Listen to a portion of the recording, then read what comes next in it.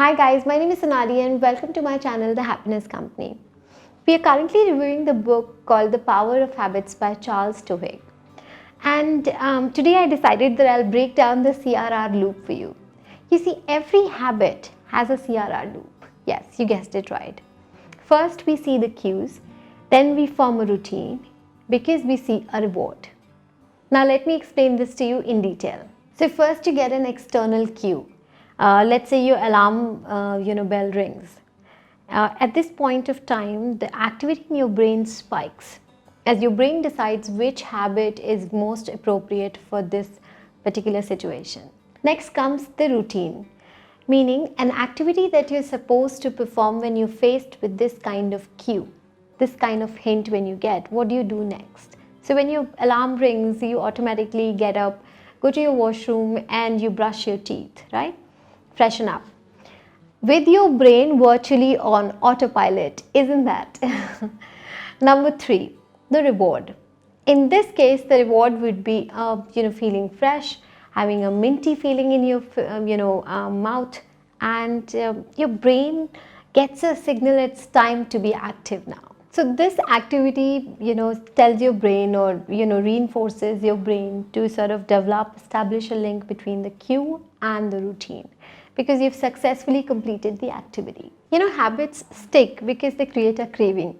Now, if you've realized, it's very difficult to kick out the bad habits, right?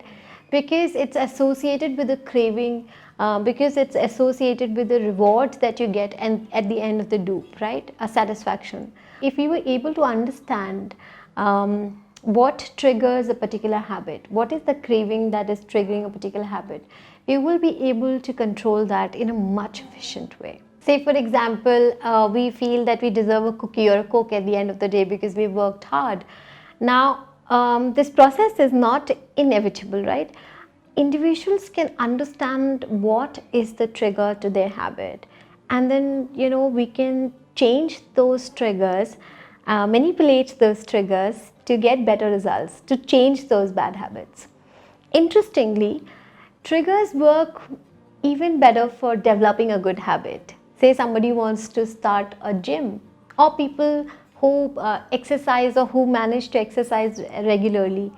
It's something at the end of the exercise that drives them. It could be the hormonal rush, it could be the fresh, the energetic vibe that they have.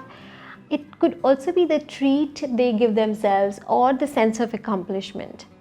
Well, this is what solidifies the habit. This is what actually makes the habit more firm.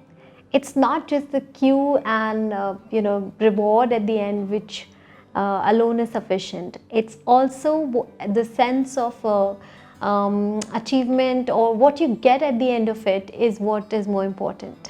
And the next important thing is that if you want to change a habit, substitute the routine with another and believe in the change. So, if you would have seen anybody who smokes or who's trying to quit smoking would tell you when the craving for nicotine hits, it's very difficult to control. And that is why the golden rule to change a habit is not to suppress it.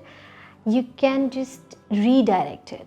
You don't have to suppress your cravings because it will make it even worse. And so in other words, you should keep your cues and rewards same, but change the routine that occurs out of this craving, So, several studies have showed that when somebody is trying to quit smoking, and when they switched their routine to, instead of smoking a cigarette, to doing a push-up or taking a Nicorette, it gave them the same results, but it broke the habit. It sort of helped them change their habit. So the cues and rewards were same, but the routine changed. And this is the essence of today's episode. The CRR loop is a very important point in understanding how it forms all your habits. I hope this was helpful. We will come back in the next episode and discuss more things about the power of habits. Thank you so much for watching.